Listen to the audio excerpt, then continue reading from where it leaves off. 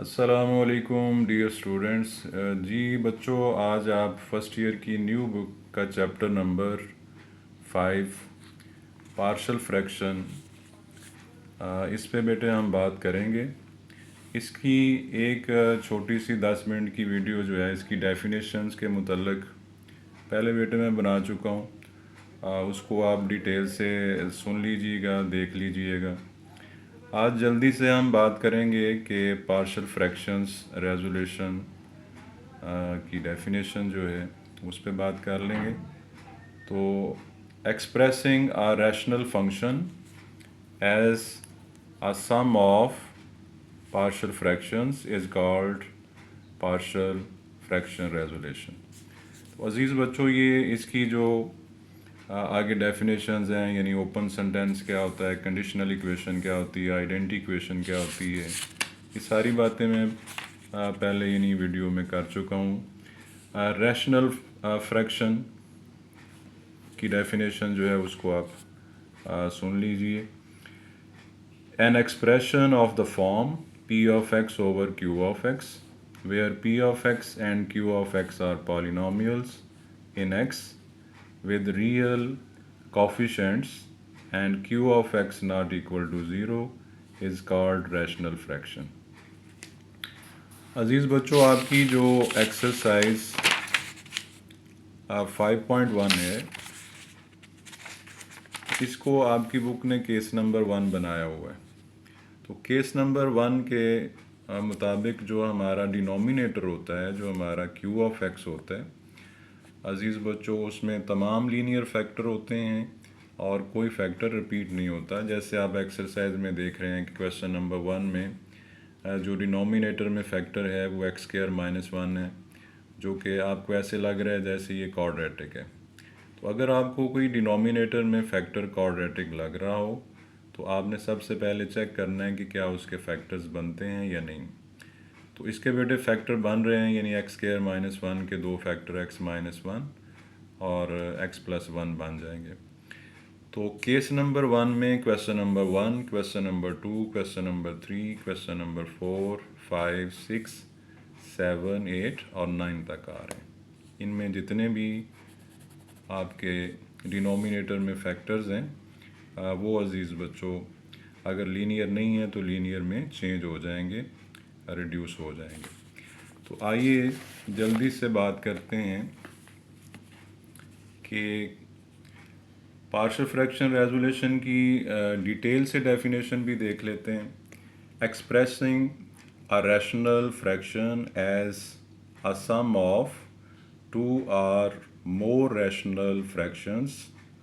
ये जो rational fractions के अंदर हम एक सिंगल रैशनल फ्रैक्शन को चेंज करते हैं, इन रैशनल फ्रैक्शंस को पार्शियल फ्रैक्शंस बोलते हैं। इस प्रोसेस को, जो एक्सप्रेसिंग प्रोसेस है, इसको पार्शियल फ्रैक्शन रेजोल्यूशन बोलते हैं।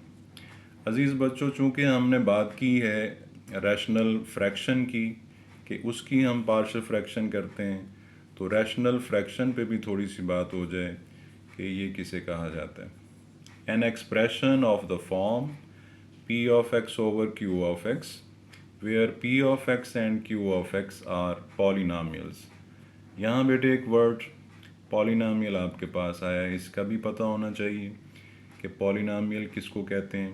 ऐसा एक्सप्रेशन जिसमें वेरिएबल की जो पार है, यानी वेरिएबल का जो एक्सपोनेंट होता है वो नॉन नेगेटिव इंटीजर हो, ऐसे एक्सप्रेशन को पॉलिनॉमियल्स कहते हैं। तो ये जो p of x over q of x हैं, ये दोनों पॉलिनॉमियल होने चाहिए और जो q ऑफ x है वो ज़ीरो नहीं होना चाहिए। तो इस तरह के कोशेंट को p of x over q of x को आप रैशनल फ्रैक्शन कहते हैं अगर ये दोनों पॉलिनॉमियल हों और नीचे वाला जो q ऑफ x है वो ज़ीरो ना हो। इसके बाद बेटे जो बड़ी ज़रूरी बात है कि ये आपको मल्टीपल चॉइस क्वेश्चन में बात पूछी जाती है कि when a rational fraction is separated mean जब आप उसको रिजॉल्व कर देते हैं पार्शियल फ्रैक्शंस के अंदर, तो अज़ीज़ बच्चों जो आपके पास रिज़ल्ट आता है पूछा जाता है कि उसे क्या कहते हैं।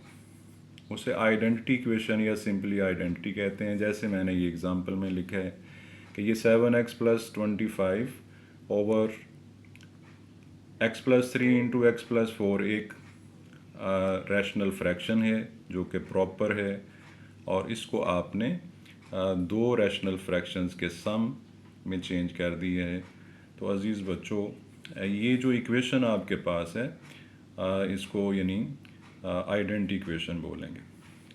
तो केस नंबर 1 जो आपकी एक्सरसाइज 5.1 के मुतल्लिक पहले 9 क्वेश्चंस बेटे डिस्कस केस नंबर 1 के अंडर होंगे। केस नंबर 1 से हमारी मीनिंग क्या है कि जब हम रेजोल्यूशन करते हैं P of x over Q of x की पार्शियल फ्रैक्शंस के अंदर, तो अगर हमारा डिनोमिनेटर क्यू ऑफ एक्स जो है वो नॉन रिपीटेड लीनियर फैक्टर्स पर मुश्तमिल हो, तो हम बोलते हैं कि ये जो रैशनल फ्रैक्शन है ये केस नंबर 1 की दी हुई है। तो इस तरह के जो हमारी एक्सरसाइज में 5.1 में क्वेश्चंस हैं अज़ीज़ बच्चों, वो क्वेश्चन नंबर 1 से लेकर क्वेश्चन नंबर 9 तक हैं। तो आइए इनको अच्छे तरीके से यानी केस नंबर 1 को सीखने के लिए हम क्वेश्चन नंबर 1 को डिटेल से सॉल्व करते हैं। Resolve into partial fraction 2 over x square minus 1। तो अज़ीज़ बच्चों, जैसे कि मैंने शुरू में ज़िक्र किया है कि क्वेश्चन नंबर 1 से लेकर क्वेश्चन नंबर 9 तक जो हैं वो केस नंबर 1 के मुताबिक जो हैं आपके क्वेश्चन सॉल्व होंगे।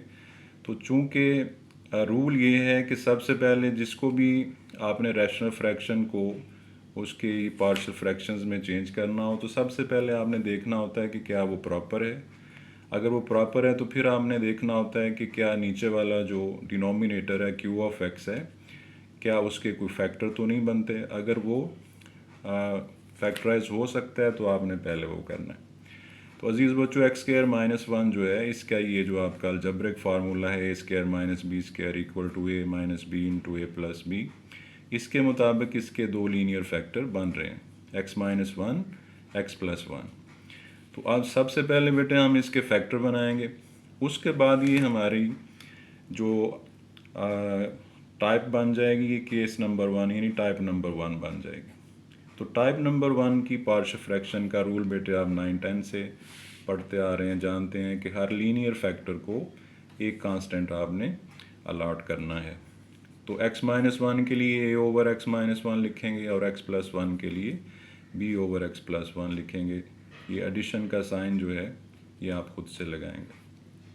तो ये बेटे पार्शियल फ्रैक्शन केस नंबर 1 के लिए लेट करने का तरीका है कि जितने आपके डिनोमिनेटर में नॉन रिपीटेड लीनियर फैक्टर होंगे उतने कांस्टेंट आप हर लीनियर फैक्टर को देंगे एडिशन की मदद से।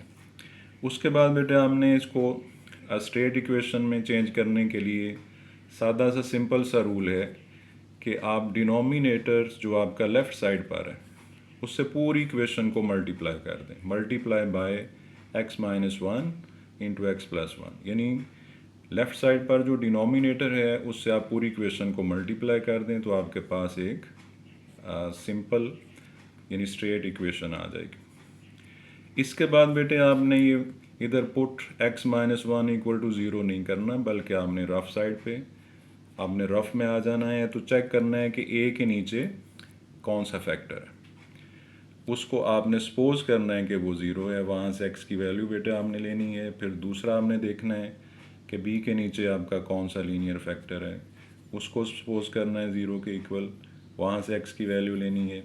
ये दोनों वैल्यू x इक्वल टू 1 और x इक्वल टू माइनस 1 आपने बारी बारी इक्वेशन नंबर 2 के अंदर पुट करनी है। जैसे कि ये मैंने लिखा भी हुआ है कि put x equal to 1 and put x equal to minus 1। ये आप बारी बारी किधर लगाएंगे, इक्वेशन नंबर 2 के अंदर। जब आप x को 1 वैल्यू देंगे इधर, तो लेफ़्ट साइड तो आपकी 2 है वो एज इट आएगी। यहाँ x को 1 आप लिखेंगे तो अज़ीज़ बच्चों ये आपका 2a इक्वल टू 2 आएगा, तो a की वैल्यू आपको 1 मिलेगी। जब आप x इक्वल टू माइनस 1 लिखेंगे तो लेफ़्ट साइड तो 2 ही आएगी, राइट साइड पर यहाँ आप माइनस 1 लिखेंगे तो माइनस 1 प्लस 1 ये आपकी ब्रैकेट 0 होगी, तो फर्स्ट टर्म आपकी a वाली 0 हो जाएगी। और b आपके पास माइनस 1 यानी माइनस 2b आपकी सेकंड टर्म होगी जहाँ से आपको b की वैल्यू -1 मिलेगी। ये दो कांस्टेंट्स की वैल्यू अजीज़ बच्चों a की और b की आप इक्वेशन नंबर 1 में लगाएंगे। इधर इक्वेशन नंबर 1 में जब आप इनको यूज़ करेंगे तो आपकी लेफ़्ट साइड तो एज इट है 2/x-1 into x plus 1। Right side में a की वैल्यू आपने 1 लगा दी है और b की वैल्यू अजीज़ बच्चों आपने -1 लगा दी। जिसको और आप अच्छा लिखना चाहें तो लेफ़्ट साइड को आप लिख सकते हैं, चूँकि ये आपने फैक्टर बनाए थे x² -1 के, लिहाजा आप दोबारा इसको लिख सकते हैं 2/x² -1 जो कि ओरिजिनल स्टेटमेंट है आपकी, equal to 1/x -1 -1/x plus 1।